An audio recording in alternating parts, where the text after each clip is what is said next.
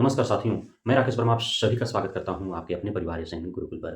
दोस्तों बारंबार जो है वो विभिन्न माध्यमों से आप तक ये खबरें पहुँच रही है कि टीआरई 1 और टीआरई 2 के ऊपर जो है दर्जनों याचिकाएँ माननीय हाई कोर्ट पटना और माननीय सुप्रीम कोर्ट के अधीन दायर कर दी गई हैं और वो जो है मजबूत वकील के द्वारा जो है जो भी अभ्यर्थीगण याचिकाएँ दायर किए हैं, वे काफ़ी खर्च कर मजबूती से जो है वो बहुत बड़े रकम उन्होंने फंडिंग इकट्ठा करके और केस को लड़ रहे हैं और वे अब इस पर पूरी तरह से जो है उतारू हो चुके हैं कि बीपीएससी टीआरई 1 और टीआरई 2 जो है वो परीक्षाएँ रद्द ना हों, बल्कि जो औबंधिक रिजल्ट दिए गए हैं, क्योंकि आप सभी को पता है कि जो रिजल्ट घोषित किए गए हैं, औबंधिक हैं।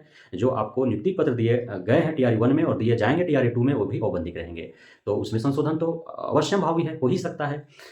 सशर्त है, आप सभी को ज्ञात है, पता है, इसलिए ये कहना कि मेरिट लिस्ट जो दे दिए गए या उस मेरिट लिस्ट के आधार पर जिनकी बहालियाँ हो गई वे अब हटेंगे नहीं, यह कहना जो है मूर्खता होगा, क्योंकि सभी औपबंधिक हैं। सभी औपबंधिक हैं, प्रोविज़नल है रिज़ल्ट भी और नियुक्ति पत्र भी, अभी कुछ भी अस्थायी नहीं है। Nothing is permanent.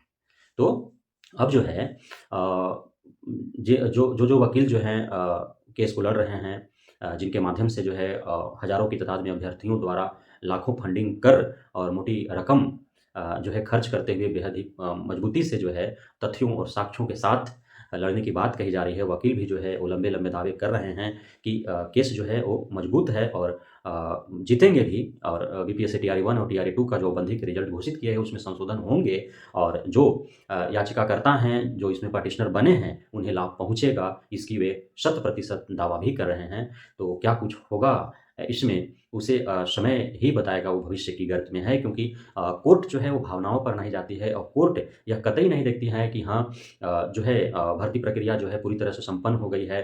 बीपीएससी आयोग के चेयरमैन के कथनानुसार चैप्टर क्लोज़ हो गए हैं, तो उसके बाद से वो ओपन नहीं हो सकते हैं, ओपन होंगे। क्योंकि आप देख पा रहे हैं कि बीएड के हमारे जो साथीगण हैं, उनके ऊपर कितना बड़ा जो है वो दुःख का पहाड़ टूटा है उनके ऊपर और एनआईटी धारियों के ऊपर भी जो है दुःख के पर्वत जो है वो उन पे गिरी है, जो वज्र कहते हैं कि दुःख का वज्र उन पे गिरा है।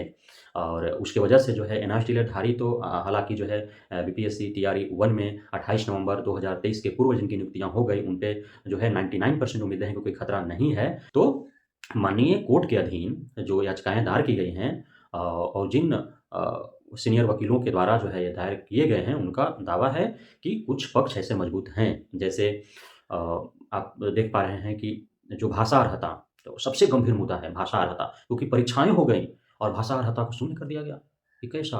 कभी भी आप कुछ भी कर देंगे, ये कैसे चलेगा भाई? तो यह तो मुख्य मुद्दा है ही, बीपीएससी टीआरई 2 में जो भाषा अर्हता को शून्य किया गया, ये महत्वपूर्ण मुद्दा है। और माननीय कोर्ट में जो इसके खिलाफ जो भाषा अर्हता को शून्य करने के खिलाफ इस मुद्दे को लेकर के जो याचिकाएँ दायर की गई हैं, वो बहुत बड़ा पक्ष है, मजबूत पक्ष है। अब इसके आधार पर टीआरई 2 के जो मेरिट लिस्ट जारी किए गए हैं, उसमें संशोधन अवश्यंभावी है, होगा ही होगा, ना कि सवाल नहीं है, होगा। चाहे 6 महीना बाद हो, साल भर बाद हो, डेढ़ साल बाद हो, होगा। आपने देखा कि 2019 में जो भर्तियाँ निकली थी और जिसमें बीएड को 1 to 5 में सम्मिलित कर लिया गया था, 2023 अंतिम 6 दिसंबर को माननीय हाईकोर्ट के द्वारा यह फैसला दिया जाता है कि बीएड को जो है 1 to 5 से हटा करके और उसके जगह पर बिहार सरकार जो है उसी समय जो मेरिट लिस्ट तैयार किए गए थे और उसमें जो है योग्य और सफल अभ्यर्थी को उसमें जगह दिया जाए। हुआ कि नहीं हुआ? फैसला सुनाया गया कि नहीं सुनाया गया? तो कुछ भी हो सकते हैं। बहाली 2019 में हुआ हो, 4 साल के बाद, 5 साल के बाद जो है ऐसे जो है वो फैसले सुनाए गए। तो कोर्ट जो है कभी भी लेट लतीफ़ होते हैं, लेकिन ऐसा नहीं है कि भर्तियाँ हो गई शिक्षक बहाल हो गए इतने दिनों से पेमेंट उठा रहे हैं या अन्य बातों को बोल करके और उन्हें हटाया नहीं जाएगा, उसमें संशोधन नहीं होगा। बहुत सारे जो है भर्तियाँ रद्द कर दी गई हैं, पुनः जो है उन्हें भर्ती कराना पड़ा है। ऐसा कोर्ट का 2-2 साल, 3-3 साल के बाद जो है ऐसे हुए हैं। आप देख पाएँ झारखंड में आपने देखा जो 26,000 रिक्तियों पर जो बहाली निकाली गई थी, उसमें जो है वो अभ्यर्थीगण जब हाईकोर्ट का दरवाज़ा खटखटाएँ, तो उसके बाद जो है उसे संशोधन करना पड़ा। हाईकोर्ट का आदेश आ गया कि आप सीटेट वालों को उसमें जो है सम्मिलित कीजिए। फिर से उनका आवेदन होगा और परीक्षाएँ सबकी सब जो है परीक्षा में सम्मिलित होंगी। तो कुछ भी हो सकता है। कोर्ट जो है क्योंकि सिर्फ़ अब केस जो है 2023 में हुआ, उसका सुनवाई 2023 में ही हो जाए, यह कोई ज़रूरी नहीं है। जब सुनवाइयाँ होंगी, जब उसपे फैसले आएँगे तब जो है उसमें संशोधन सुधार हो सकते हैं और होंगे। उसके अलावा आपने देखा कि नियमावली जब बना, नियमावली में संशोधन तो नहीं हुआ है। नियमावली में जो है वो साफ-साफ लिखा हुआ है कि बिहार में जो है शिक्षक बनने के लिए भारत का नागरिक और बिहार का स्थायी निवासी होना अनिवार्य है। उसी के आधार पर टीआरई 1 का विज्ञापन भी जारी कर दिया गया और फिर बीच में जो है वो कह दिया गया कि सभी लोग जो है सम्मिलित हो जाएँ। ये संशोधन हुए। उसके बाद लगातार जो है अपीयरिंग को मौका दे दिया गया, संशोधन हो गए। लगातार जो है कई दर्जन भर संशोधन हुए, नाना प्रकार के संशोधन हुए।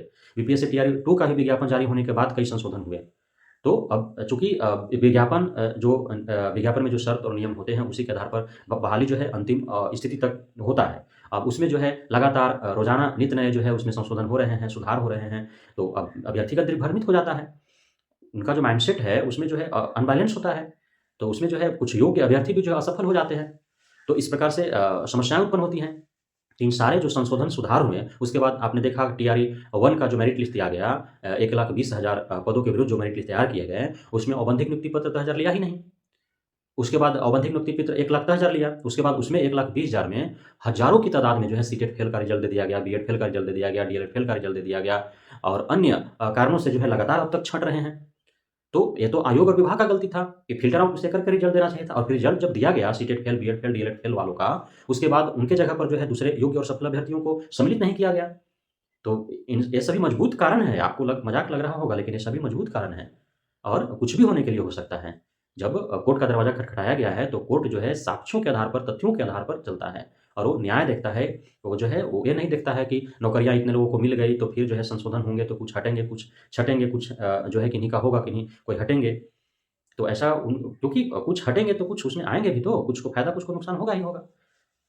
तो ये सभी जो है वो महत्वपूर्ण बिंदु हैं, जिस पर जो है वो माननीय कोर्ट के अधीन जब सुनवाइयाँ होंगी तो उसमें जो है विचार किया जाएगा और 2024 में ही जो है कुछ याचिकाओं पर जो है सुनवाई होना भी संभव दिखता है।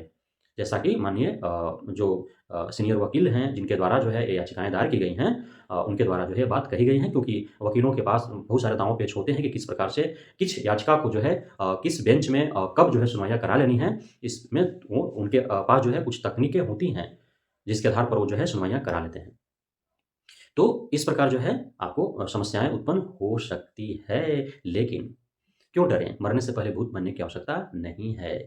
आप आराम से बेफ़िक्र, बेझिझक, बेधड़क आपकी जब हो गई है तो और आप यदि फर्ज़ी नहीं हैं, फर्ज़ी हैं तो भैया भाग जाओ।